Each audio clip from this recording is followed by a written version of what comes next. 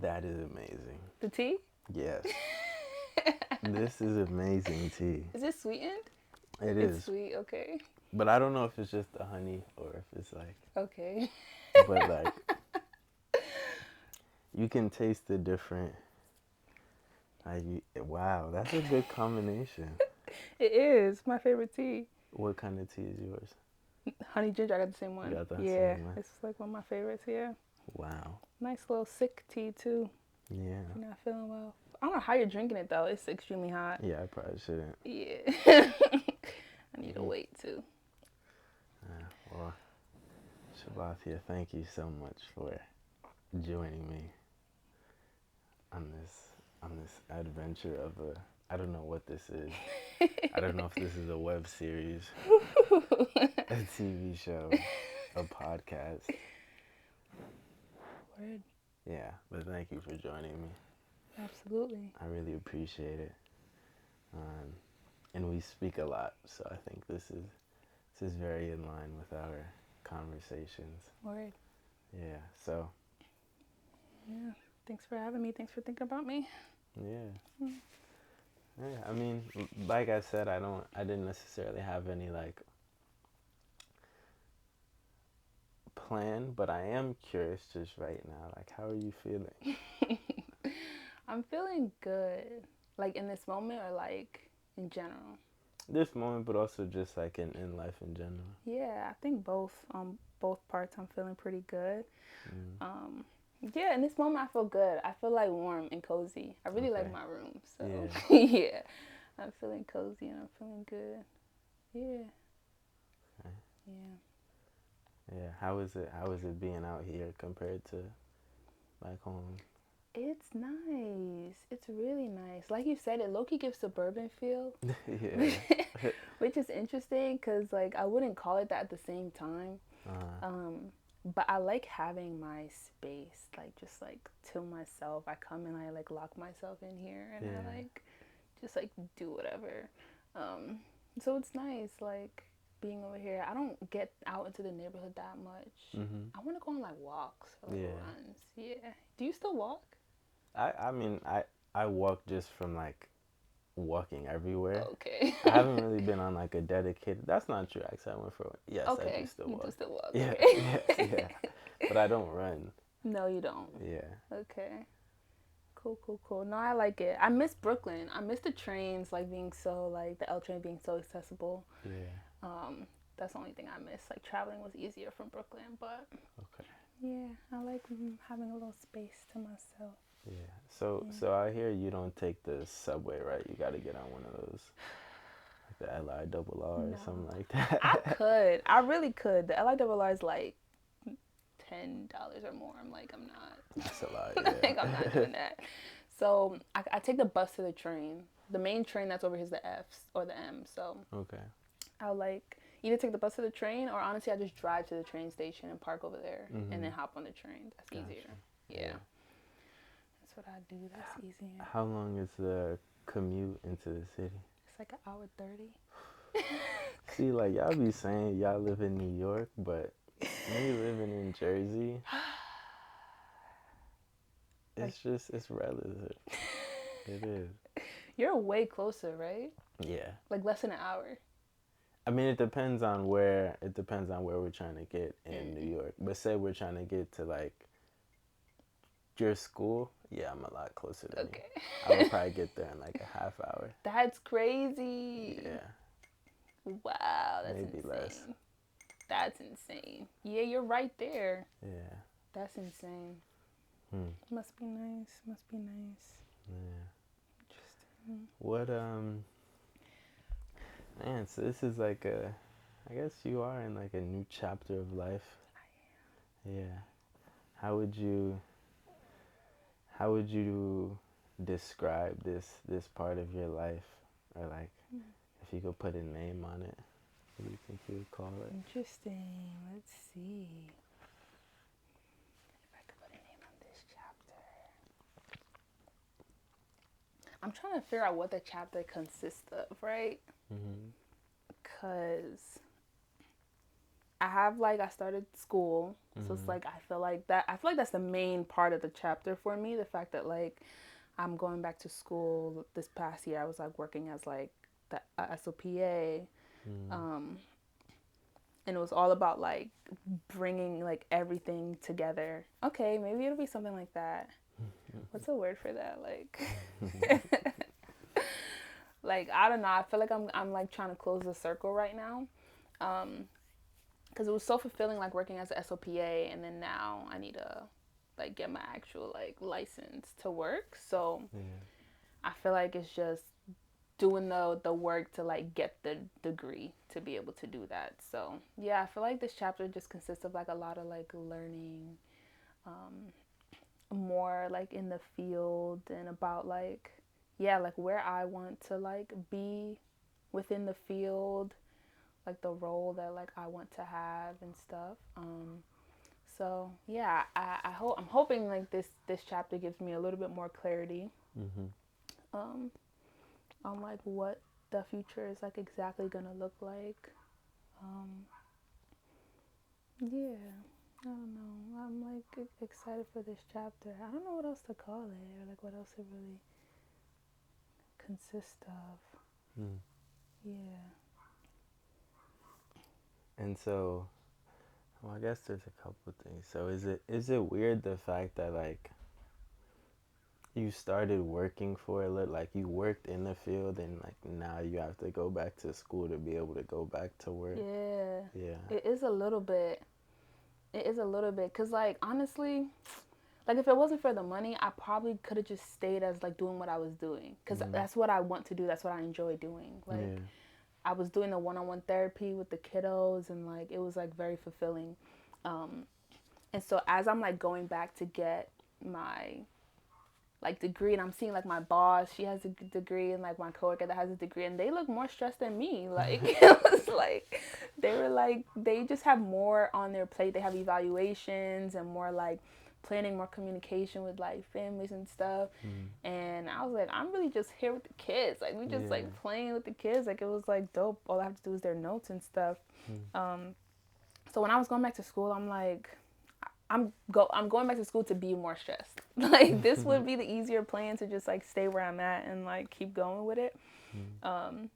But I guess like the money is like pretty different from like a SOPA to a SOP. So Mm. I'm like, I might as well just advance myself and like get it going. But yeah, it's interesting. And then now that I'm in the courses, it's like I'm learning things that I know. Like I know how to do the work. I know how to apply it. Mm. And so the things I'm learning, they don't feel irrelevant, but it just feels like this isn't gonna matter that much once I'm in the field and like doing the work. Okay. Like I know I didn't really use any of this when I was like working. Like Yeah. and I remember being eager to go to school because I'm like I need that like knowledge, like that extra knowledge of like what I'm doing. And yes, like that is still true, but at the same time, like you rarely use that. It's Mm. like it's really about like making like as long as you know how to make the goals for the kids and like implement it and like yeah, I don't know. It's Mm. interesting though. What type of stuff do they have you learn in school or in classes? Like like you learn about a lot about like the anatomy and stuff, which sure, like we should know the anatomy, like anatomy. I don't know how to say it in that way, but you should know like the anatomy and stuff. Right. It's like neck up mostly that we learn. Mm. But I'm like, I don't feel like I need to know like all the bones in the ear, like to do therapy. Like Mm. I don't know. I don't know. So like stuff like that, I'd be like, word, okay. Like it's just like extra. It feels like busy work in a way. Mm. And then what other stuff do we learn? Like we learn the specifics of.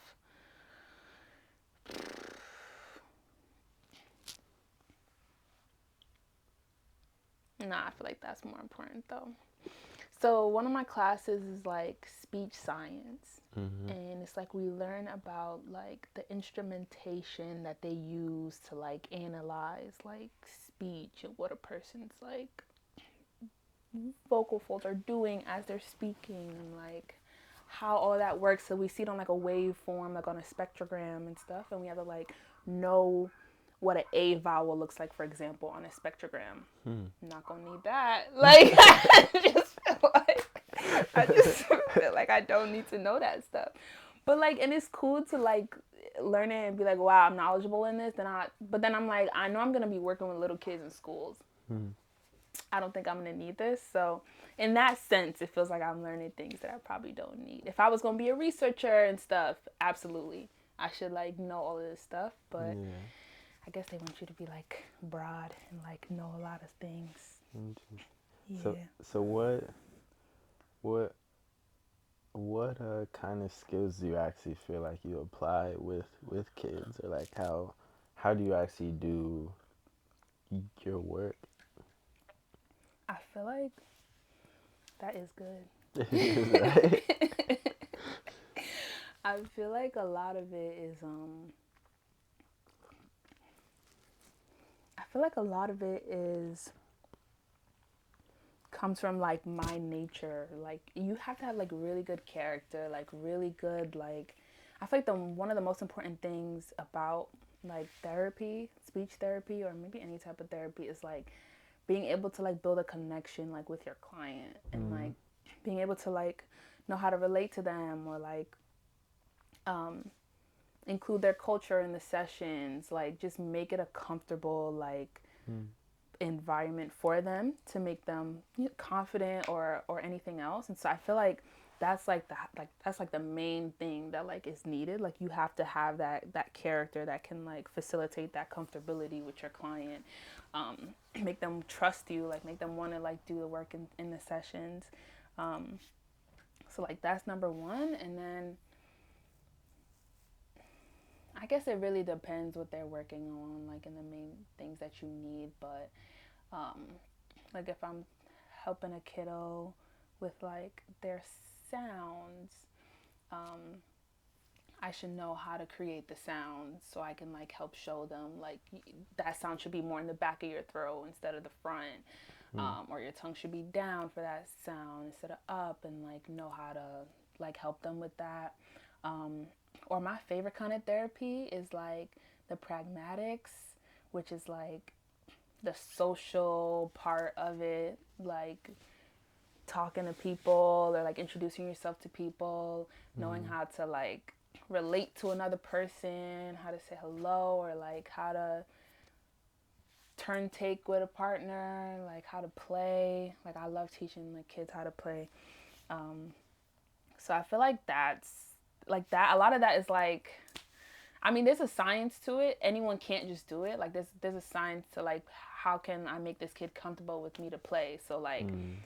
one, I'm like not giving them, I'm not overwhelming them, I'm not talking too much. Sometimes like a kid like backs off a little bit when it's like you're in their face, you're talking a lot. So it's like I know how you have to know how to facilitate it in that way as well.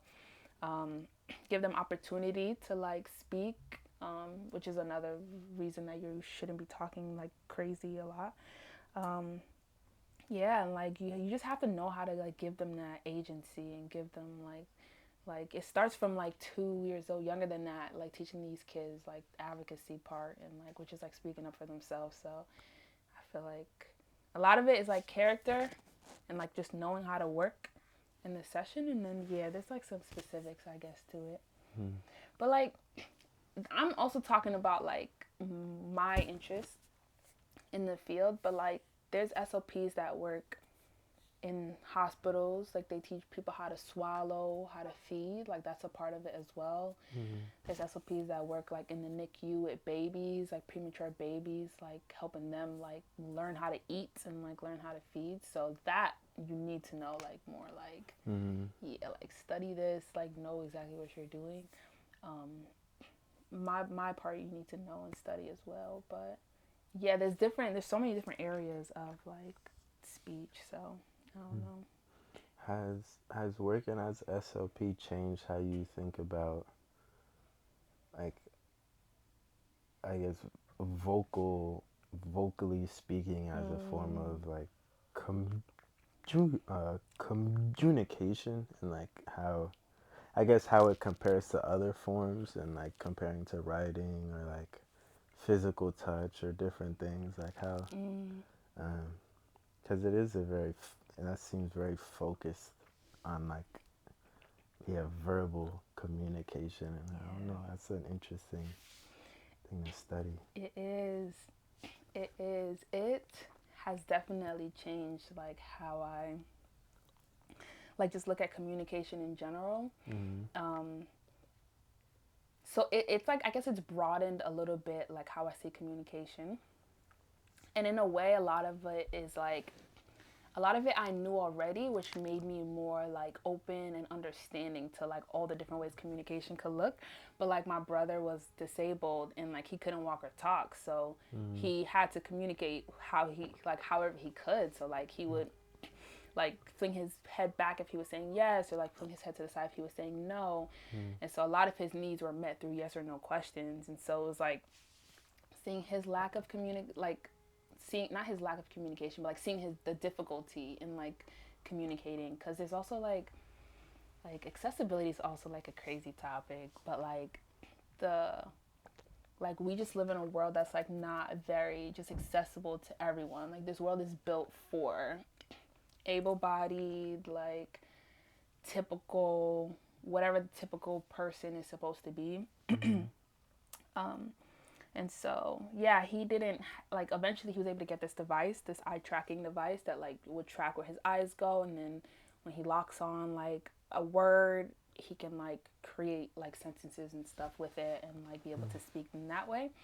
Um and so it's like wow, like that took so long for that to happen. So it's like so much like communication, like I guess just like so much of like him being his expressiveness like just wasn't able to like be there because all he could communicate was yes or no. Mm-hmm. um and so yeah, it was like cool like seeing him get that device and like being able to use it even though it came like so late. um but like a lot of the kids at my job, it's like I'm getting them so young, and so they get at my job, at my old job, I was getting them so young, so it's like I would get to see like all the different ways that you could communicate. It's like a so cool. Mm-hmm. And like so right, like there's like communicate non-verbally. Um and we see communication and everything, like even with babies that end up like becoming verbal, it's like they communicate by like crying or like by Mm-hmm. reaching for things or like by staring you down, by laughing. Like all that is communication. Even us, Mm-hmm. like we communicate like like like verbal humans communicate non-verbally all the time, whether through the same stuff like hand signals, like eyes, like when I'm confused or mad or anything without me saying it because I'm communicating like non-verbally. um so it's cool like to see the kids like because a lot of parents too that come in like don't like it's hard for them to understand that language can be like non-verbal. And Mm-hmm. so a lot of them are like, get my child to talk. And sometimes we'll look at the kiddo and be like, this is gonna be a tough case. Like obviously like the goal is communication, period. Like the goal Mm-hmm. isn't like to talk.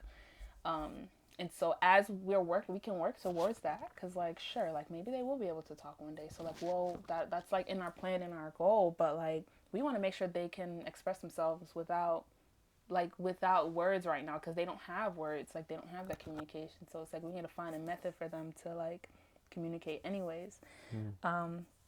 And so it's like it's also like a process of like explaining to like the parents that like, well, we're gonna like use sign language right now, or like we're gonna teach them these things, or like that he just like grabbed your hand and like pulled you to this like the table. That's like a major communication skill. Like he's getting his need met by like, like physical touch and like bringing you somewhere, or getting needs met by like making eye contact.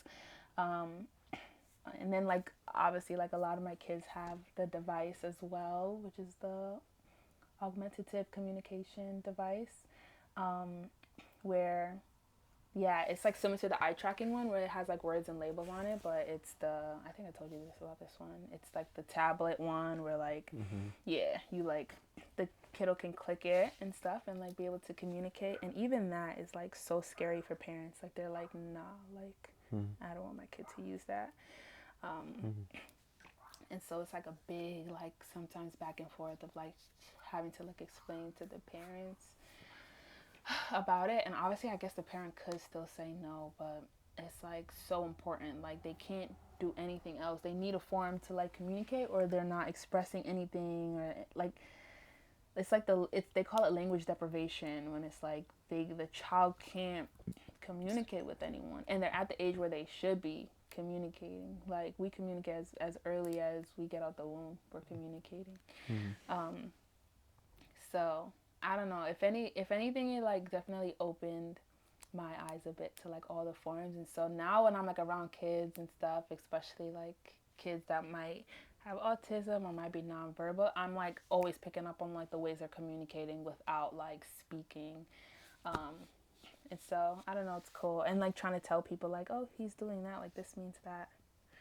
I don't know, it's cool. I just said a whole lot, but Yeah, no, yeah. that's really so is interest. Okay, so Yeah.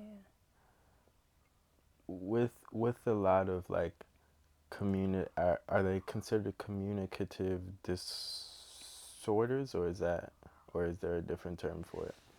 You could call it communicative disorder, speech disorder, language disorder. Yeah. Is that considered a type of like neurodivergence, or do they still not know yet? Mm,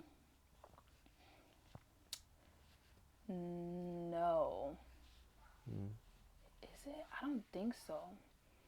So like a lot of like the if it's a language disorder, then okay, so usually we say speech disorder if it's like sounds you can't make or like things like that. Mhm. I think some of them are like a neuro issue. And then some of them are like your tongue is super big and like you're learning how to like use that, or like Mm. because you have like autism, like you have this language disorder or speech disorder. So it's like we call it maintaining factors too, which is like this doesn't just exist within itself. It's like you have like this other disorder that maintains your speech deficit or your language deficit. So like, or Mm. like a kid with Down syndrome, it's like okay, which those are like more, I guess, like neuro and stuff. Um, and then it helps like maintain your disorder. Um, and so a lot of it is like that. Some of them are like, yeah, some of them we don't know why, like they do that or like Mm. why they have that habit. Um, and then some of them is like a little bit more reason. Yeah, yeah. Mm-hmm. I'm still learning about that stuff too. I'm curious. I'm a little bit more curious on that, but like one of our kids, he had language when he was like 2 years old. He would like speak typically. He had verbal language. He would speak typically, and then when he hit like 4, it went away. Everything went away. He like couldn't speak anymore, Mm. and it was like so puzzling. And it's like they were coming to us like, why? We're like, we actually don't know. Like, Yeah. we can help and stuff, but like we don't know. It could be like mutism. It could be like you guys moved, were moving like frequently, and like now like literally it could set language back and like he just doesn't speak anymore. Mm. There's like so many reasons why, Mm. but like stuff like that's so interesting to me. I like definitely want to like research that more, look into it more. Yeah. I mean, I think that's characteristic of a lot of kids who stutter. Like Mm, even for myself, like I was talking for a while, mm, and then and then I started to stutter one mm, day. But I didn't start to stutter until I was like 6.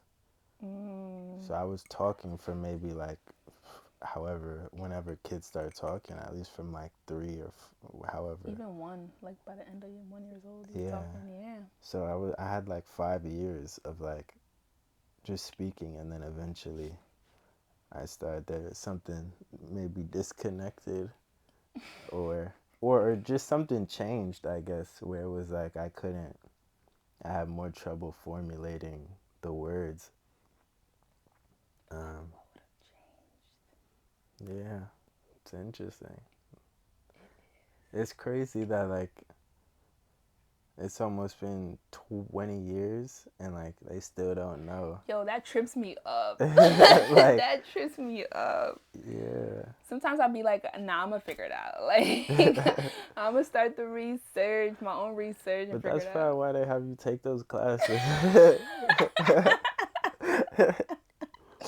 That's probably why I take the class. Because like even when you were talking about the ear, like a lot of the devices they have to help kids stutter are like focused on the ear and how to create a chorus of sounds that people can speak with.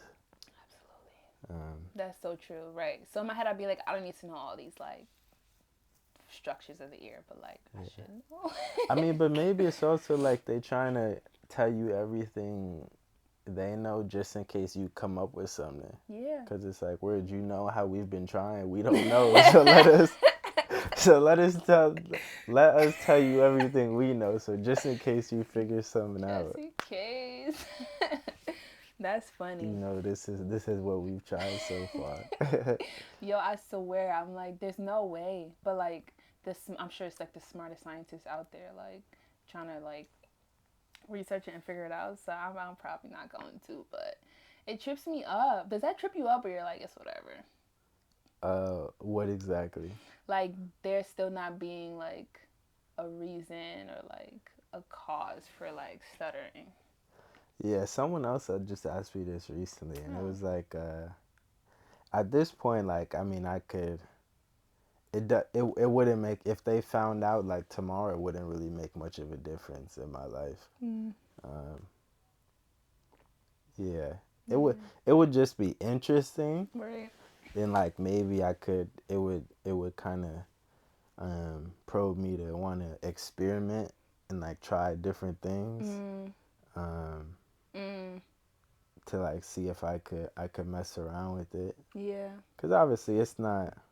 At least I'll just speak for myself. It's not necessarily fun, like stuttering. Mm. Um, but yeah, I don't know. I don't think it would. It would be interesting. I don't think it would drastically change my life. But What impact do you feel like? Sorry, did you finish your sentence? hmm? What impact do you feel like it would have on like the world, if any? Like um, parents, like SOPs. Like, do you think it would do good or bad? if people found out why it happened, um, Like, what would change? I mean, so there's a part of me that's like it's it would be cool just because a lot more people would probably be able to communicate in the way that the I think majority of people do Mm. in this verbal way. But I'm also like a part of it is it's a part of it is actually like um I think there's something interesting about because someone stutters, they have to find other ways to communicate. And I think like Mm. we may lose that exploration of other ways of like expressing ourselves if everyone is able to just speak in like a verbal manner. Other ways to communicate in what sense? So like the fact that people use like their eyes to like or like they grab at something, like if everyone can speak, then those other forms might go away. Mm. Um, and like we may not develop other ways. Mm.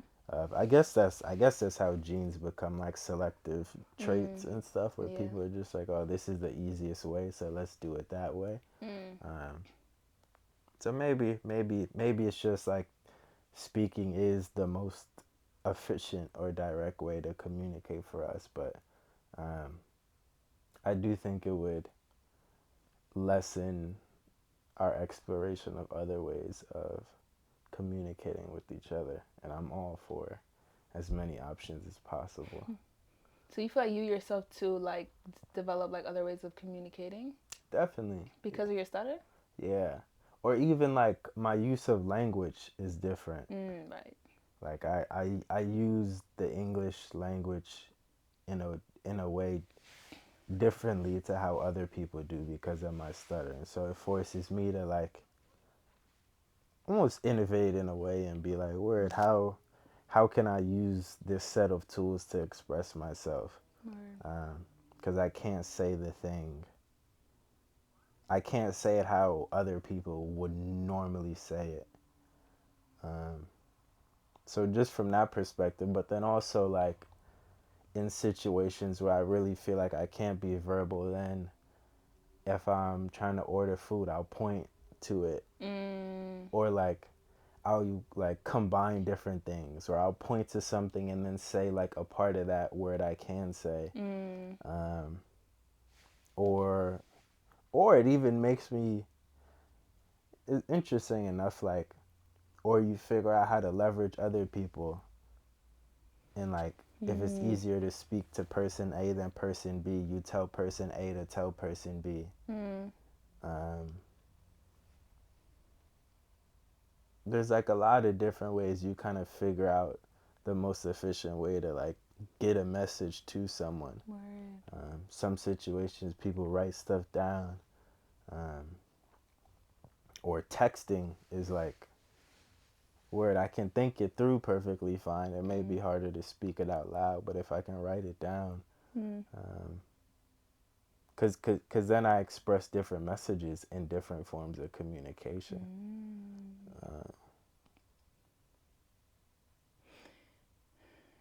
So on the expressive side,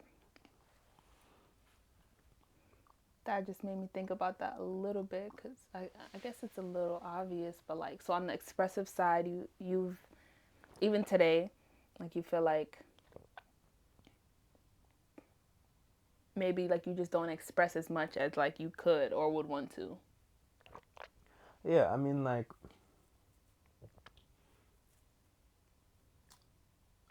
verbally, Yeah. I don't, or I just do it in ways different than what I think most people would express that thought. Okay. Um, so it's not that I wouldn't express a thought. It's just like I in my head it would be like, okay, I know someone who doesn't stutter would say it like this, and it'd be like, okay, maybe I can't say it like that, but I can get that same effect. Um, and so yeah, I wouldn't say it's less expressive, just a different way of expressing. Okay. So you don't feel like you're held back expressively lately, like at this age? Mm-mm. No. Okay. No, not at this point. No. Okay. Um, I think I'll figure out if I need to say something. I'll figure out a way to say it. Word. Okay. So if someone did like figure out like what the cause was, and it was like, I guess we could figure out the cause. Oh, I guess they would figure out a way to like reverse it or something. Because there could be a cause where it's like you can't really like reverse this anyways, or like find ways to like not do it anyways. Um, but if there was, someone did figure out why, like, would, and you're like trying out these like methods or whatever, like playing around with your head and stuff on like try to like, I guess like be fluent. Would you feel a way if like you were just like fluent forever now? I mean, it would be dope. Oh, okay. Cause even I think um, one of the things I always uh, always um uh um uh lament a bit is like Spanish is a lot harder for me.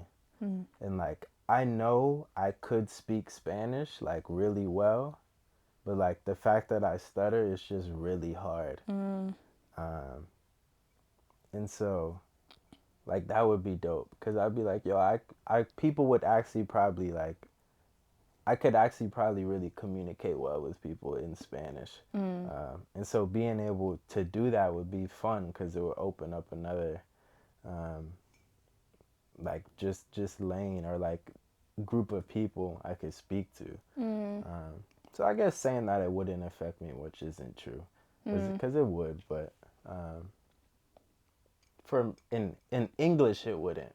In Okay. other languages it would. Okay. Yeah. I was like, in one of my classes, like we're in like these groups and we have to do these projects or whatever. And we all got assigned like some aspect about like speech in general, like broadly, but like my group got assigned to like, is it speakeasy or speakeasy? Hmm. And I was like, that's so crazy. We were just talking about that, but would Yeah. you still get that, or how are you still thinking about it? Not not now. Okay. Um, I mean, I would just do it just from like I wonder how it works. Word. Um, but then I read some stuff where like it's once your brain gets accustomed to it, then it doesn't work, and I wouldn't want to be like, damn, I was speaking like fluently, and then now I can't anymore because I Mm. don't have this device to help me. Mm. Interesting. Okay. So Mm. I feel like when I asked you this a while ago, though, you were like, "Dang, now I don't remember what you said." But I thought you said if you could take away your stutter, you wouldn't. But now I don't remember.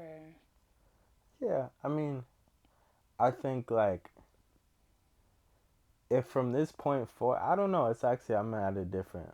I don't know. It Mm. changes, but it's Okay.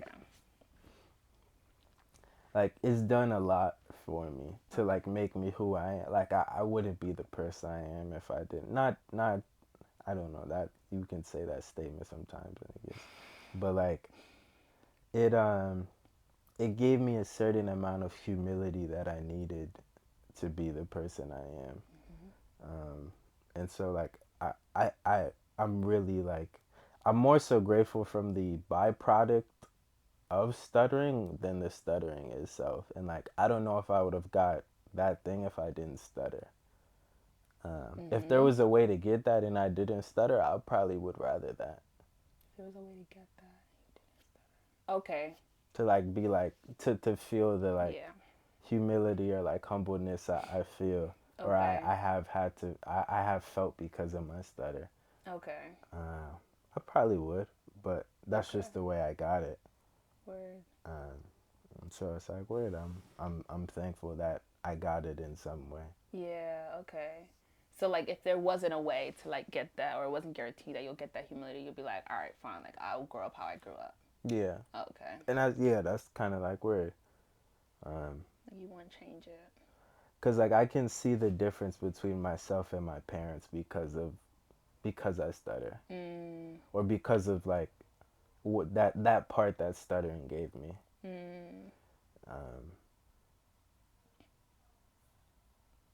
yeah, And you like what you see in yourself. yeah. Yeah. It's beneficial. Word. Um, Yeah, you'd be a different person. yeah. We were also talking about in class, like, just like disabilities in general. And I mean, some people call stuttering a disability, some don't. But um, so like my professor said something which like tripped me up, but I was like, word, that's so real. But and like I agree with it wholeheartedly. But she was saying that, well, we were learning that like disability is like a social construct. Like to be disabled is a construct that we created. Like what does it actually mean to like be disabled? Hmm. Um, and being disabled is like dependent on like able-bodied people, Yeah. like because that's the basis we're going off of. Like I Hmm. can't walk, so I must be disabled because like majority of people walk. Hmm. And then I don't know, just it opened things up for me because then I started thinking about everyone that's considered to be disabled, and I'm like, that's crazy because like we just have a very like exclusive world that we live in. Like we just Mhm. like don't have ramps in enough places. Like we don't have enough people that can sign. We don't have enough people that would like wait for you to talk. Like that's what makes you have a disability. Like it's Mhm. literally like the able-bodied people. And so I was like thinking, Not blaming all the able-bodied yo, people. that's what it is though. Like we're kind of crazy, but like I was thinking like, yeah, like if everyone that like if everyone that like started, for example, like lived on a planet, and that this is not like it's not ideal, if everyone that started, for example, lived on a planet with themselves, like stuttering would not be like it wouldn't be ever be seen as that. Like it would Yeah. just be the norm. If everyone that like was deaf like lived on a planet, how fulfilling like that world would probably be. Like with everyone that you can like sign with and understand. Like there's no like those communications that people don't understand you. People don't try to understand you. Like there's I don't know. So it's interesting. I was like, Mm. word, like these things are only disabilities because like all of the differences that we have in the world, Mm. which is crazy. But I think it's also interesting that like it, and it's only not just the, it's not even the fact that, or the fact that we're humans, because like if we think about animals, like they're not disabled Mm. just because, so like within on this planet there are other beings or other creatures that like communicate in other ways that would be considered disabled, Okay. because like cats can't speak, so like in theory they're disabled Mm. Mm. in comparison to like a human perspective of what able-bodied is. Yes. Yes. So with so you think with like amongst animals there probably isn't a concept of disability, I mean, or you just mean the way we relate to animals? I think the way we relate, like we don't characterize that as a disability, uh, because they're not human. So I guess we don't expect the same things of them. Word. But like in the context, or in the context of what we deem as disability in regards to vocal communication, they would be disabled. They would be, and we accept like all their forms of communication. Like if they're Right. yeah, like we Try know. really hard to understand. Yeah, exactly. We Yeah. know what this means, you know what that means, and we don't get mad at them. We're like, oh yeah, like he's hungry, he's standing by the food bowl. Yeah. Yeah. So expectations play a big role in it. Yep, I was just thinking that. Yeah.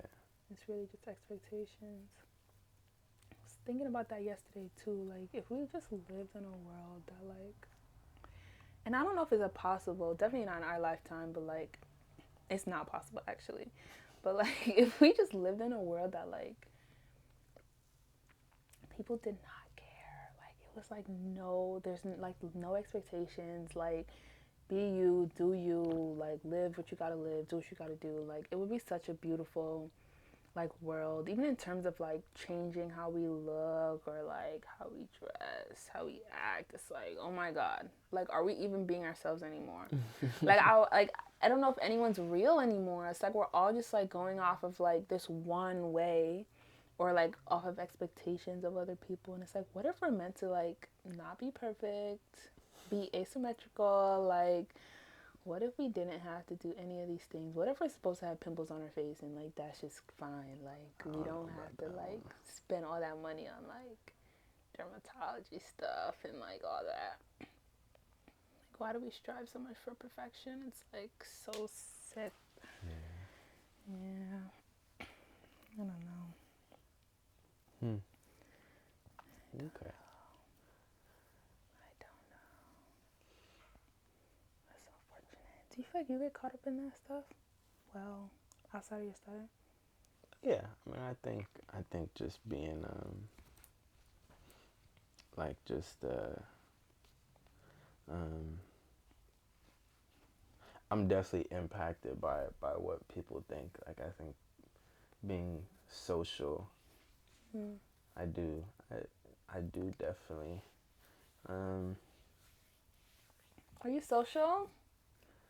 I am learning. I am very social. Yeah, I Wow. mean, like, I've been to a couple things lately, and like, I'll go up and just talk to people, and my friends will be like, "Why are you talking to people?" And I'm like, "Oh, okay. I guess we weren't supposed to be doing that." So yeah, I would say so. I like Oh. I like just talking to people. Well, you asked me. Oh, yeah. Mhm. Yeah. No, I think like validation by other people is Mm. very whether or not like I conform to it, um, it's definitely something I look for. Mm. Um, yeah. Do you feel like, are you like, well, that's okay, like that's just how the world is, or you're like, oh, that should change in yourself? I don't mind it. I think we all have uh,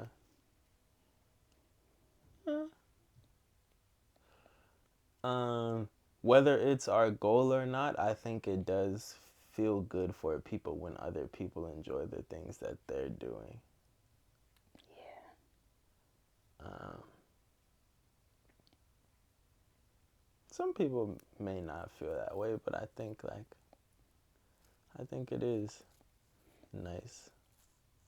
Even validation, your validation specifically, is it like, will it be people you know or even people you don't know? It's like, I want validation people I don't really know.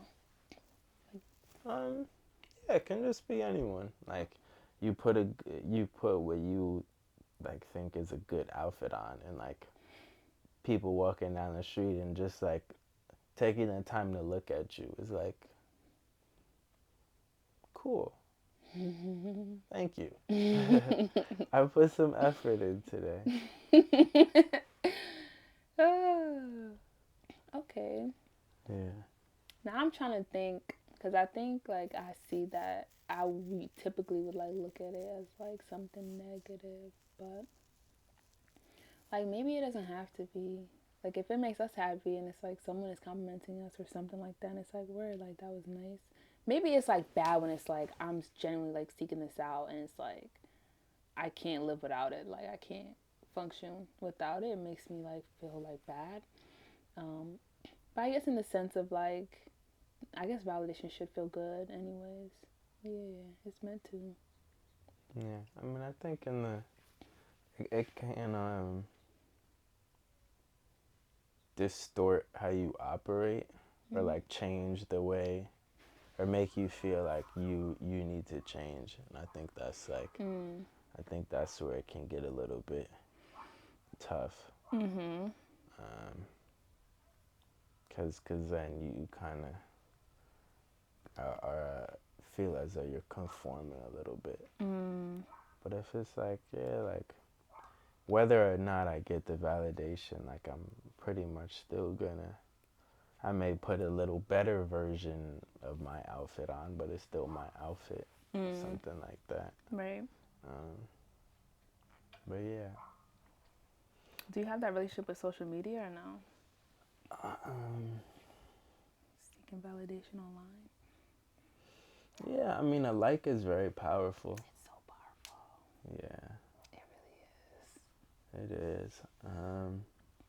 Trying to less and less. Like sometimes, as of late, like if I post something, I'll just close the app. Okay. Uh, Yeah. yeah, it's interesting. It is. I wanted to ask, you have your mug there. I'm curious, like, to be honest, I didn't know all girls' colleges existed until I met you. You didn't. Um, and I went to an all boys high school, which is very Mm. interesting. Um, Mm-hmm. yeah, what was it like? And yeah, I'll just leave it there. What was was it like? My little historically women's college. Um, it was great. It was good. It was Okay. good. I think in terms of like, yeah, like there not being like cisgender like men there. Um, I feel like broadly when people ask me, I'm like I didn't necessarily like notice it. It just felt like I'm going to school, I'm doing my work, going to classes, and like calling it.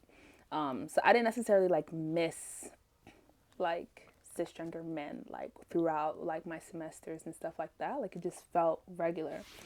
And then when I really sat down to like analyze it and think about it, I think I felt like for one more comfortable like being in the classroom, like just participating in the classroom. Like I feel more comfortable around like women in that sense. I feel like I always felt judged by like men a lot more. Um, and then like even the way I like showed up to class, like the way I dressed, I was like I felt less pressure to like I don't know, not look good, but like less pressure to like show out and put on. Like I feel like I was always thinking about, oh, like what I want to like show out for these guys or whatever. Like what are they gonna think about me? Like in like high school and stuff like that. Um, like let me make sure I look cute, cute, cute. But I feel like it was like a more like chill. Like these women are gonna accept me anyways. Like I don't need to think about like what I'm putting on that much. So I feel like I developed a even more chill sense of like style while I was at school, which just felt comfortable to me. Mm-hmm. Um, it felt more like me at the time. Um, so I appreciated that a lot. And then yeah, I feel like it was definitely a different sense of like community and like different sense of like understanding, like being in around like historic being around women. Um, like you relate a little bit more and stuff like that. Obviously, like it was also a PWI, Mm-hmm. so I'm looking. It says ever since 1871 on there. So I'm where, like where, where, where, where? up in the top right. Oh yeah. I'm like 1871. Anytime I see numbers like that, That's crazy. whenever people talk about like dates that are a little farther back, I'd be like, dang, what was black people up to? Like, Yeah. what's we in Jim Crow? What was going on? Reconstruction. In the middle Yo, of Reconstruction. not for real. Um, so yeah, like obviously it's still a PWI. So like, in some ways it was like I felt more comfortable. I felt more like it was like a better environment. Than I was like also like I'm around so many white people. Like I Mm. miss that, which is like so interesting. That just made me think about like Kimberly Crenshaw. Have you heard her name before? Yes, Yes. intersectionality. Yeah. Yes, Yeah. because it's like I could enjoy like as a woman like being oops touching the mic. I can enjoy as a woman being here without like the pressure of like expectations that men might have or like the dominance that men might have, and I enjoy that. Then I'm like, okay, but as a black person, like sometimes I did still feel a little uncomfy in class, or like sometimes I did still feel like there was like a power dynamic with like the white students that like are rich and like had tutoring since they were 1 years old and like all those things. So it was like, I don't know, that's so interesting, like the duality of like the life being there of like, oh, I'm more comfortable because of this, but I'm also like looking for more comfort because like this too. So like I did gravitate to like a lot of the black groups and stuff. Um, and the community of like the black women there were like so great. It was like so nice. Just like I ended up meeting a lot through the Black Student Alliance, and so that was like nice. Just like having that community whenever I needed. But yeah, it was dope. Like all together. I don't know. It was cool. It was interesting. Culture shock, learning experience, all that. Yeah. Did it take you time to get uh, time to get like acclimated back into the real world after that? Or not the real world, but like Mm. um, interacting with more genders of people on a daily basis after you left? It did a little bit. Mm. It did a little bit. That was when I graduated 2023. So I was that summer. There was summer 2023, summer 2024. Did I graduate 23 or 24? 22. No, you graduated in 20. I graduated in 22. Okay, I graduated in 23. Yeah. Okay. Camp was 23. Yeah. That's interesting. Okay. Um Yeah. yes. It was interesting like coming back into the world and like I guess when I graduated, I was like mainly around just like friends and family. So it's made like guys that I already know if I was to hang out with any of my guy friends and then like family, whatever. So it was like familiar. So the first setting that I was in that was like a group of people that were not all women was camp. Okay. Yeah. Wow. That's funny. Yeah, so Okay. it was interesting. I was like, whoa, like there's so many men here. Like wow, like this is like let's navigate. Like let's see what this vibe is. And it was cool. Like when I got in the space, I was like, wow, like I think I like missed male energy a little bit. Like cause and obviously I'm saying I didn't really notice it that much when I was in school, but then like coming back into the world, it's like, whoa, like I low key missed it. Now obviously you could get male energy from like a woman or whoever, um, but I think it's still a little different. And yeah, I think it was cool. It was like a very nice experience for me, and I think camp was the best way I could have been with like being back in a setting where like men existed. Like I feel like camp might have been the best way for that. And so I think that was cool. I feel like yeah, it was interesting. Mm. Yeah, it was very interesting. Yeah, and so you were one of my first guy friends that I had made since like being at. But it was only a couple months, right? What do you mean? Like if you graduated in the summer, then camp was like a month or two after that. Being at Smith, period, though. Yeah. Like from when I started Smith for 4 years. Okay. Yeah.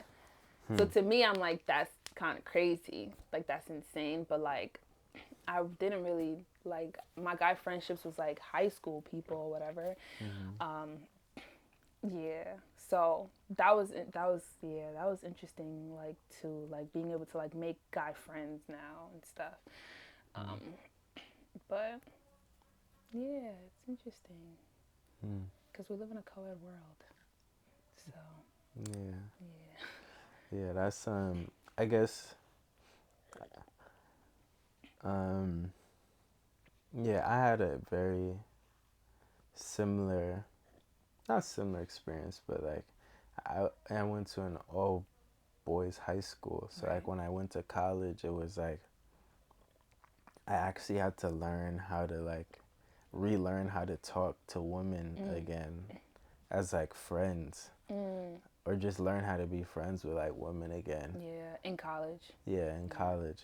Um, and it was like it was very foreign to me at first because I was like, especially at all boys high school, like the only time I was really talking to women aside from like teachers and my mom was trying to go on dates or like that, or it was just like in a intimate or sexual like setting or way. Um, just because I didn't. And it's funny because before high school, like I very much so spent a lot of time around women, like my entire Okay. schooling up until then. Um, Like non-sexually. no, yeah, just like classmates, and like Right. we're like really good friends in class. Right. Um, and then to have that experience, you get it stripped, or you just like adapt to this new way of um, relating to women, Mm. and then you kind of like have to work back words to like find that again. Uh, Yeah. And that's an such an interesting um, social setting to be in, like an environment of all your gender for an extended period of time, Yeah. 4 or 5 years. Yeah. Like, yeah, kind of makes you forget what the rest of the world is like. Or how to relate to them, yeah. Yeah. So how long do you feel like it took you to like unlearn like certain behaviors, to, like develop a better relationship? I mean, I started being able to like do it within the first like semester or so. Okay. Um, like that was when I met one of my first girlfriends that I've been friends with. Was like winter break, my freshman year of college. Girlfriends, as in your homegirl or your Yeah, girlfriend? Okay. yeah, no, like I always like girl that girl that happen friend that happens to be girl. Um, that was like the winter break of my freshman year, and we've Okay. been friends since. Mm. Um, so yeah, I think by within the first like 3 to 6 months, I kind of got back into where I could be friends with someone. Obviously, I have like pitfalls of just my personality, and things that I've had to work through since I was younger. But like to be able to be friends and be like decently respectful enough for someone else to also consider me a friend. It took about like 3 to 6 months, and then I was like, all right, cool. It's Mm. been kind of just working on it from there. Yeah. Interesting. But Yeah. I feel like before, yeah, I don't know. I feel like no, I didn't fall into that. But like the idea, I know we've spoken about this a bit, but like the idea that like that is how you relate to women. Like it should, like how a man should relate to a woman, it should be sexually, and if not, something's wrong with you or whatever. And so like we've said that.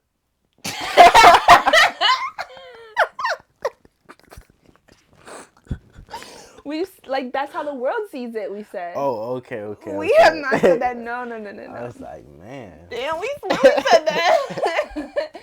No, we haven't said that.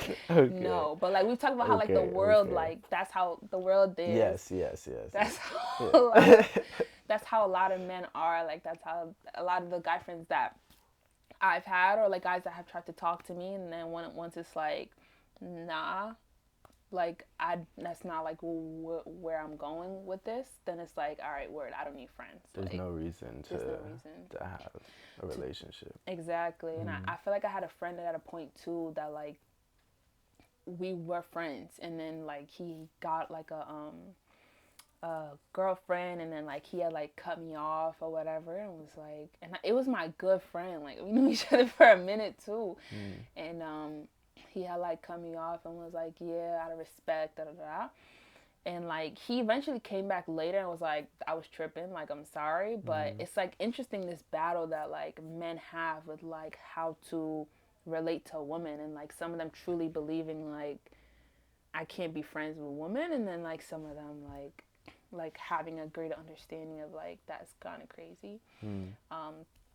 But that's always interesting to me too, and I feel like I fell into that a little bit myself, where I was like, I don't know if men and women could really be friends like that. Like I feel like, especially how men are, like men sexualize everything about women. It's like you Mm. can't find another way to relate to her. I think it had me thinking too, like, yeah, like men and women can't really be friends like that. Like it would be a rare case where like it's possible. Um, but I think, yeah, I guess eventually I started like moving towards like, well, obviously men and women could be friends, and like there should be like boundaries, or like just like a mutual respect like Mm. for each other. I feel like a lot of it is like the lack of like respect as like a human being, um that men need to figure out. Hmm. with themselves. But Do you? Cause I guess we can't like generalize this, but in your personal experience, do you feel like there was a point in your life where you had a desire to be friends with men, or not really? absolutely, yeah, Mm. absolutely. Mm. I don't know in what sense you're asking though, but Like, like, I guess, um, in the sense of like, say they're like people you enjoy spending time with mm. on like a platonic way. Was there ever, in like, say you had a couple of friends, was there ever a time where you were like, okay, cool, I have these friends, it would be cool if one of these friends um, is a guy? Mm. Like one of my woman friends. Or just like, if I wish I could have another friend and I wish they were a male friend. Yeah, yes, I've had that before for sure. Okay. Yeah, I don't know why though. Yeah. Now that I'm thinking about it, I'm like, why though? But like, I've definitely been like, dang, like, or like I've seen specific people that's like, I would love to be your friend. Like, I feel like we would be great friends. Mm. Um, I don't know. I don't know if there's a way to facilitate that though without like it being weird or if like someone thinking it's like flirty or that you're interested in them in a certain way. So I feel Mm. like that was one of the reasons that I like probably it would never like initiate like a friendship or something. Mm. Um, but I think I've definitely been like, yeah, like I would love to like have guy friends and a lot of like my older guy friends, like it would get to a point where it's like flirty and then it's like, ah, like okay, like this was fun. Like why did we have to do that? Yeah. Um, or like why did you have to start something up? So yeah, I don't know. Mm. So to a certain extent, it's not even like the male or female, more so just like seeing someone's personality and being like, oh, I Mm. want to be friends with that person. Mm-hmm. Okay. I guess so. I guess so. But do you think sometimes there is a gender part to it though? Like, have you ever been like, have you ever had that where like you wanted to be a friend with like someone, but like also like them be that gender? I think now there's a part where there's like um certain instances where I want to be around a certain type of, I hate saying the word energy, but like a certain type of like personality. Mm. And so it's like, okay, cool. Like, okay, maybe I want to be in a certain, like, maybe um, I'm trying to figure out if it's more like a gender thing or if it's like a person thing. It may just be Mm. like a person, like, okay, I know this person has that type of energy. This is the person I'm going to invite to this thing. Word, Or yeah. like, um, I know we talk about these types of things. I feel like having this type of conversation today. Word. Um, so it may be more so in line. I guess it could be a little bit like, but I don't, I guess that would be if we thought like certain personality traits were exclusive to certain genders, and I don't really feel that way. Word, yeah. So yeah, I think it's more so a person by person basis than Yeah. like I want to be surrounded by feminine energy today type vibe, Okay. or masculine energy type vibe. Right, and that could exist within anybody. Yeah, I think so. I mean, Yeah. obviously there are some things that are like common, um, but like I wouldn't say I'm picking and choosing based on the comment. Like the decision process is a little bit like past that just initial. Okay. It's like, okay, also like what is this person like normally like when I'm around them? Mm. Um, yeah. That makes sense. Yeah, I feel like also like me wanting male friends like that was also a minute ago, like years ago. Mm. Um, like I feel like I see it similarly like that, like you now, where it's like mainly about like yeah, like what energy do I want to be around or like Um, I'm not necessarily seeking new friends right now either, but like I also naturally feel comfortable around women, and so like naturally I'm like gravitating to that. Or like if I'm hanging out with someone, it's like, yeah, which friend is like good for this thing, like good, like what mood am I in right now or whatever. Um, and like majority of my friends are women, I would say. Um, and so I feel like it ends up just being that anyways, where like yeah, it's more so about like personality or who I want to hang out with for real. Mm. Yeah. Mm. I think that there's also just like interesting, interesting characteristics on each side of the spectrum of like, excuse me, oh jeez, um, excuse me, of gender. Like there are certain things that I do find um, intriguing and interesting, and like yeah, it's very it's interesting. Mhm. Yeah, It is interesting. And I know we're talking about it like low key in the binary, but obviously there is like yeah. no binary to it. I mean, I think, but that also relates to like more so like relating to a personality than like Right. masculine or feminine traits or Right. Exactly. a certain non-binary trait. It's like Mhm. what um man, we have just like or the way aura becoming like just like common language is such a crazy crazy word. I'm dead. Are Cause you scared to use these words? yeah, low key like vibe, energy, aura, like it's just like whoa, They overused. man.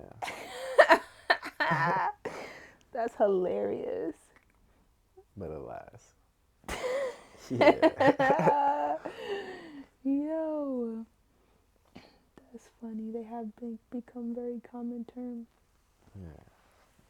It's too funny.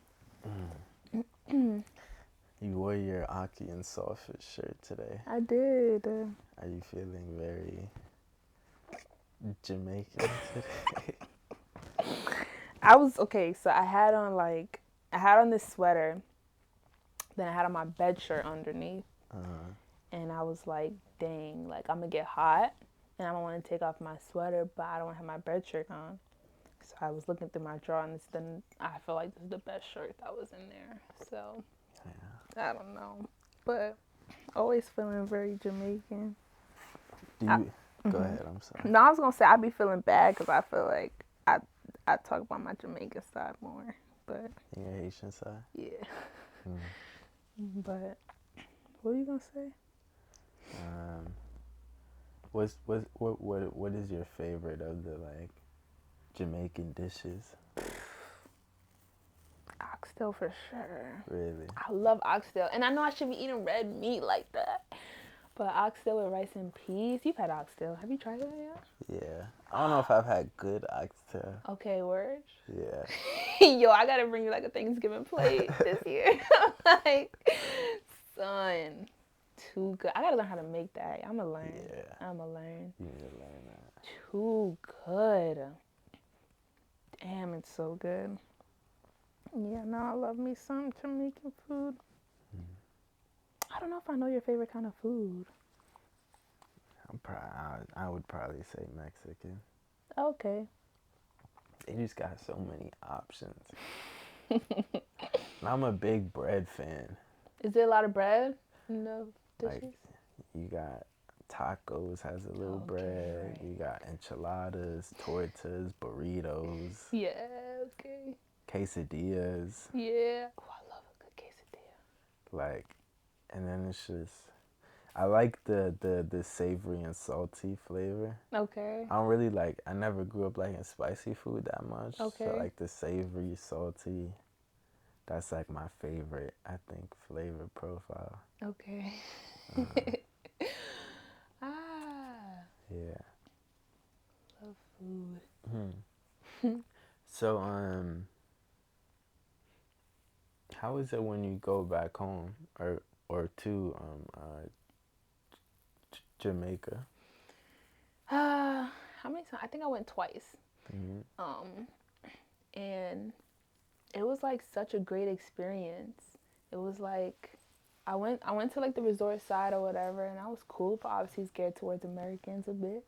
Mm-hmm. Um, but you see like the beautiful island, whatever. Um, but we went to like the countryside a bit and like saw like where my mom used to live at, and we still have like family there.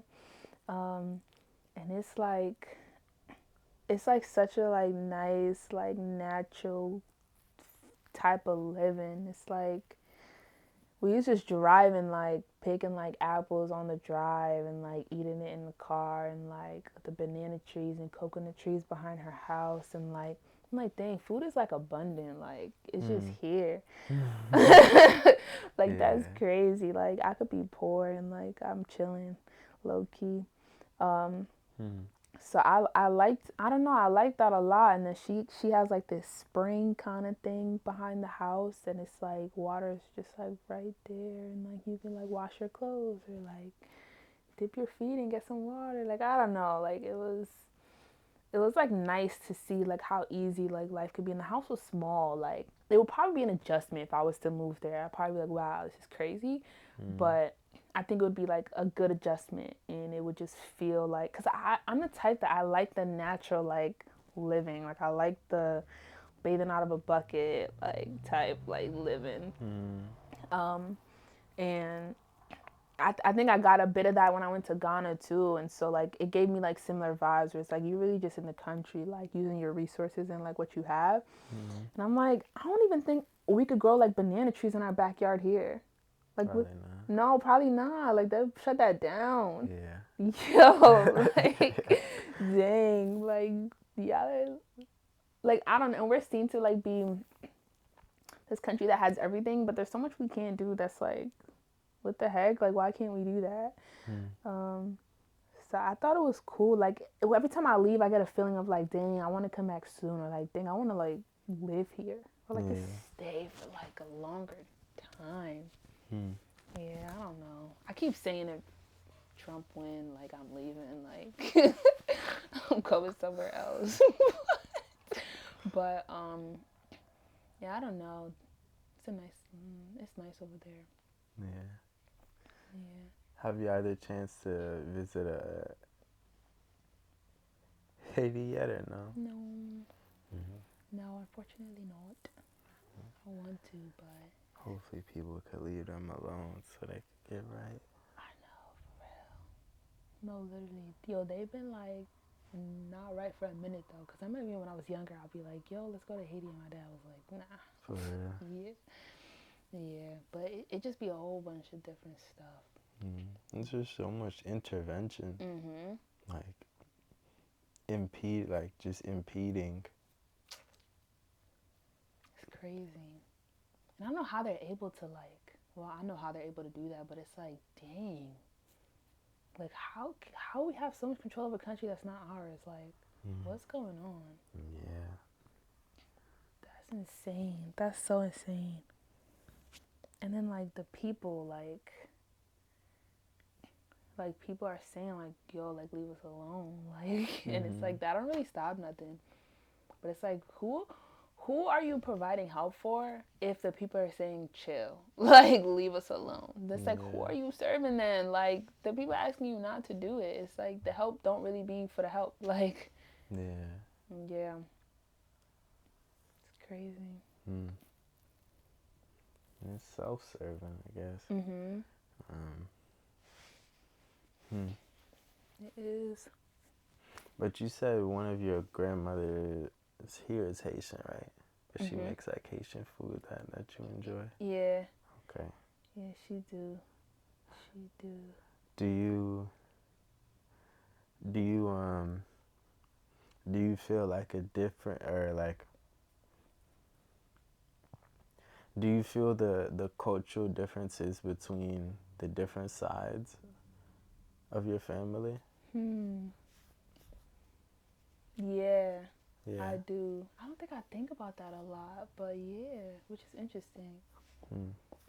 But there are like a lot of cultural differences, like, and obviously similarities, both like Caribbean places, but like, I think in terms of like norms, like sometimes I'm like, there's a bit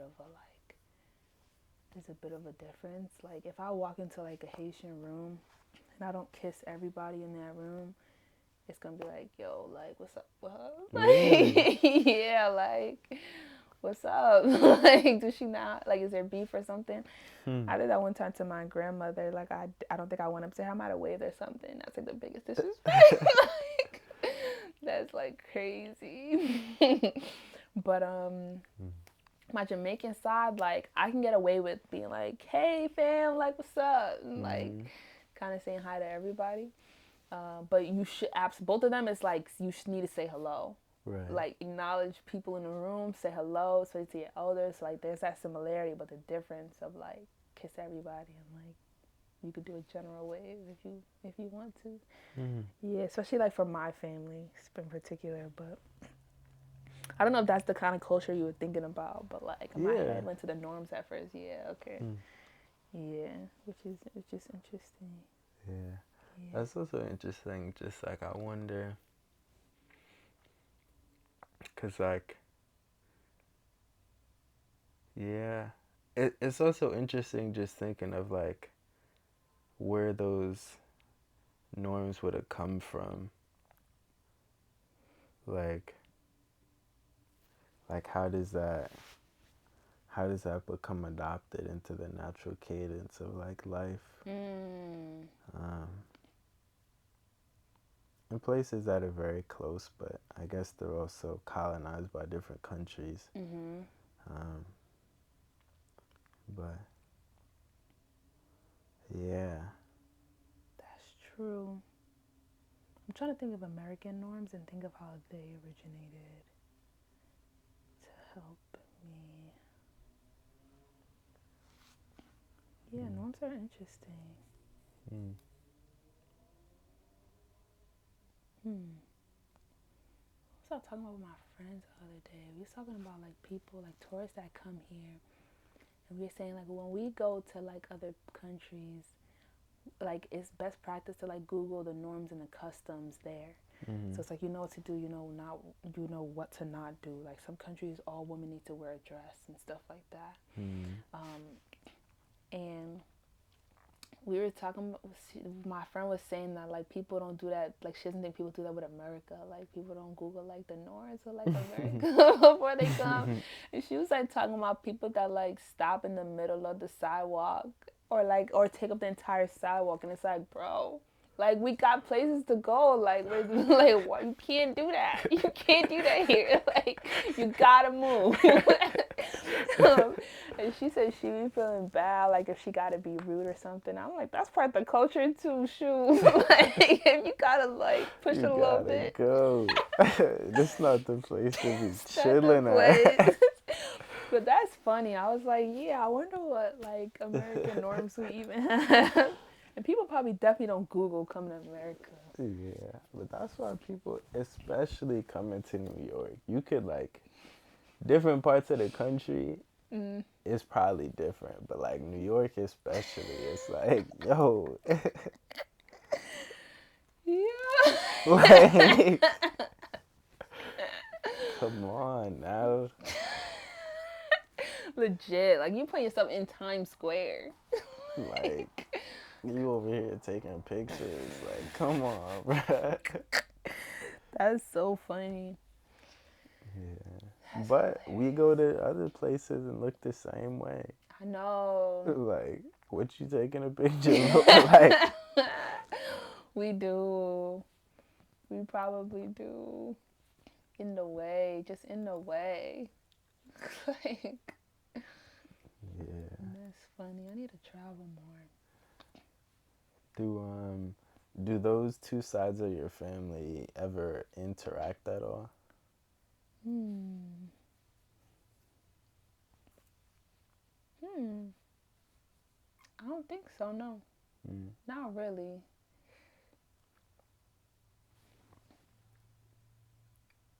No, not really. No, Hmm. I guess because my parents are separated. Like there's no Yeah. reason to really. But nah, that would be interesting. Every time I tell people that I'm Jamaican and Haitian, they be like, interesting, because like Jamaicans and Haitians, like they don't necessarily get along. Oh yeah. I think. Hmm. Like I feel like it'd be like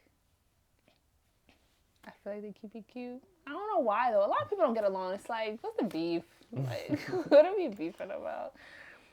Yeah. That would be interesting to see though. That would be interesting. Yeah. Hmm. Do you feel like there's certain norms that you have from like that maybe your mom brought in from like Dominican culture, or if you're around that side of your family? Um, I mean, the two sides of my family are like complete opposites. Really? Yeah. Um, yeah, I feel like Dominican culture is just is just that's actually very interesting because I also like my dad's like the black culture that my dad is from Mm. is very different than I think what other people would characterize as like black culture. Okay. Because like the thing I was getting ready to say was like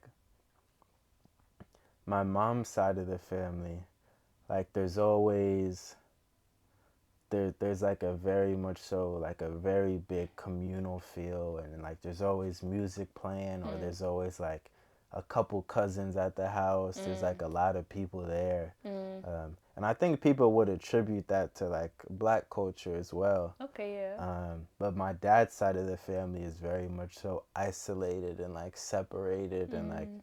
very quiet, like very much so kind of straightforward a little bit. Um, and so, yeah, that's interesting, especially from like um, just from like man, this is making my head go for a loop, but like what we would consider like a class perspective. Mm. Cause like I would say my father's side of the family is probably more so like middle class, Mm. and so it's interesting seeing how Mm. like they act in a way that would be considered like um they really act more so like in the vein of like what society would deem as like class consciousness of like, okay, cool, like Mm. you put yourself together in a certain way, and like you Mm. follow certain norms, and like you do these specific, like there's a way of having to be Mm-hmm. like my dad is very big on like you're supposed to dress for specific occasions, or like Mm. as a kid I would be like yeah, and he would be like yeah or yes. There's like a proper way to Mm. talk. um Mm. Interesting. like going to church on Sunday, you have to wear certain things. um and so like yeah, I guess what I'm really learning, so much of it is like so much of the difference is like class rather than like geographic or racial. Mm. um um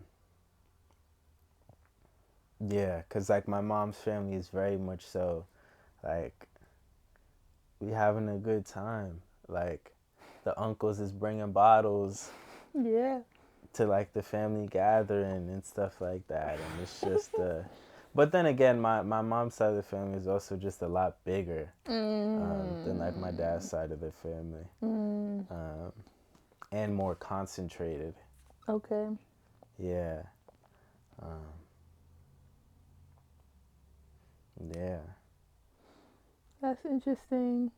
Cause like in ways like the families could have been similar if it was like the typical maybe black family. Yeah, I mean, I don't know if that's the right way to phrase it, but or I'm just saying I don't know if I'm phrasing it correctly. Okay. Um, but like, yeah, like I wonder, I wonder I wonder what my family would have been like if my grandparents didn't leave Alabama and come north. Interesting. And Okay. like how does being in a northern culture impact the way they operate compared to if they had stayed down south. Um, Yo, South is different. yeah, The culture is so different from the North, down south is very different. which is crazy. But I guess when I think of down south, for some reason I think of like more culture, just more communal. Mm. Yeah, like more backyard vibe. Like my family down south in uh in Alabama, like they got like three houses on the same street, See? and it's like you got cousin Bob, you got cousin Jamie, and like I love you could go and stay at a couple people's that. houses. Whereas up here, Uh, my grandma lived like an hour away from me. My yeah. uncle was in New York. Like my other Mm, uncle was um, in Delaware. We kind of got mm, fragmented and separated a little bit. mm-hmm, My cousins are in like Maryland, mm, DMV. Um, mm. so up here we spread apart and more like individual, whereas down there they really um, are closer to each other, a lot more communal in that way. Uh, to some extent, they probably have to be. It's a very different social Mm, environment down there, mm. but and resources are different Okay, as well. okay. Um, Maybe it forces you to be more communal. yeah, Interesting. I feel like that's the lifestyle that like I want to live. Like I want to be like in such like community and stuff. I don't know. Like even when I think about my siblings and like when we all like move and stuff, I'm like, my sister's like, we should all live on a cul-de-sac. Like and we all like have out. And like she used to say all the time when we were younger, and now I'm like, yes. a cul-de-sac is crazy. A cul-de-sac is nuts. Now I'm like, yes, bro. Like we should all just live like together. Cause like when I have my kids and stuff, like I want to have like that just family vibes, that community. Like I want my children to have like that close relationship with their uncles and aunts and stuff. Mm, Yeah, that's the life I want. mm. But then like the world we live in, it's not like how possible like this stuff like that. We live in such an individualized like world. It's like, oh, I like Florida. I'm gonna move there. I'm gonna see y'all. It's like word. Like you could do that. Like you should do Yeah. that. Like be independent, go crazy. But it is also cool though to have family in different places, Yeah, it is. You're right. cause then it's like okay, cool. I can experience a different place while also feeling at home, Yeah, which is nice too. that's true. There's benefits because I do have family in like North Carolina, which I guess is not that far. But like Yeah. I have family in like different places, and it's like nice going over there and like seeing a different vibe, having somewhere Mhm. to like stay when you go there, Yeah. and you're still close to them. It's like, Mhm. yeah, that's interesting. The other day I went back to the library that like you introduced me to. Mhm.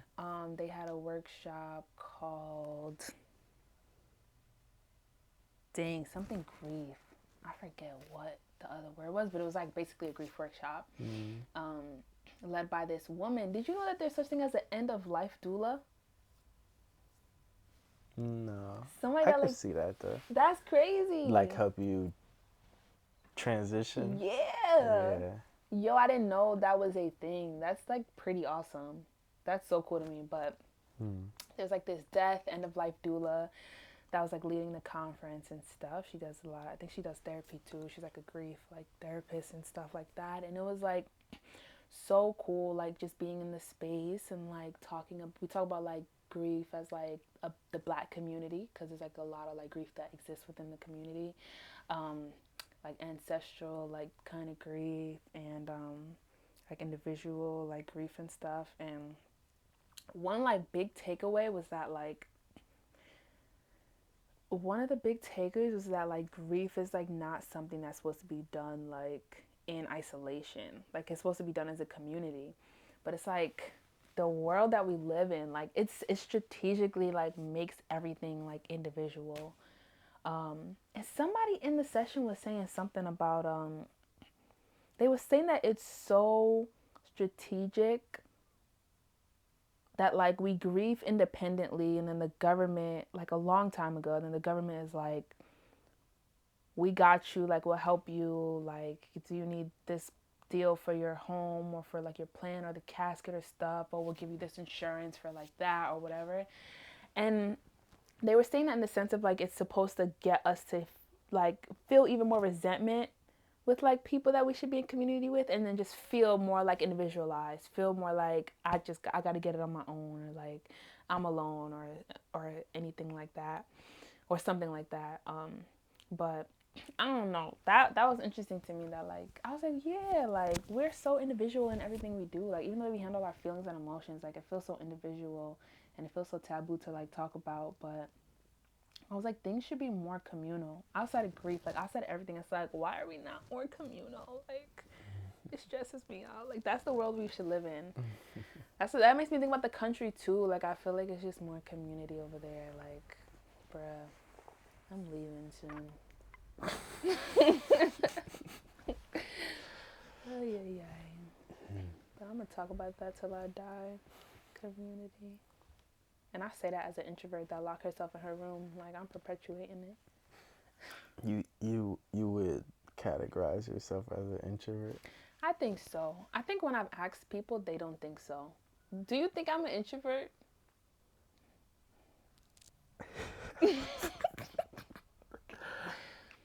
I think you're an introvert. That's a good question. I want to say yeah.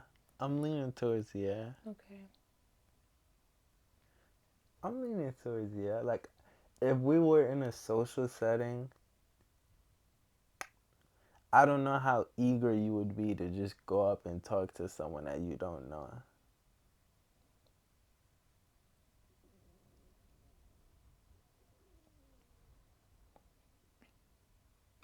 Yeah. But I think like I do all right for myself. Yeah. And I feel like I could be extroverted. Like when we went to your friends like get together, whatever.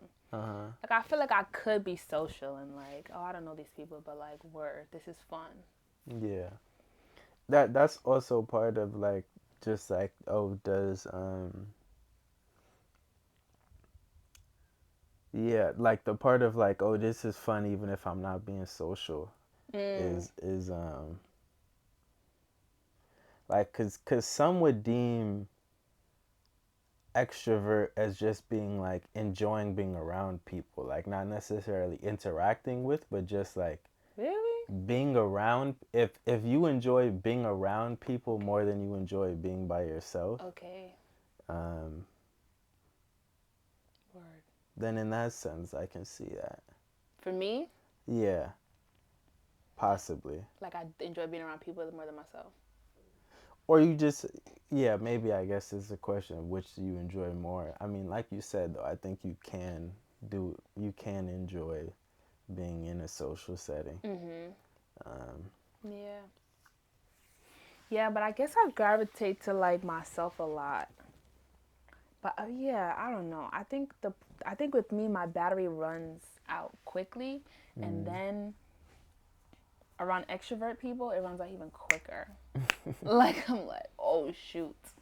Maybe that's why I don't have like group friendships, which is like something I actually really want.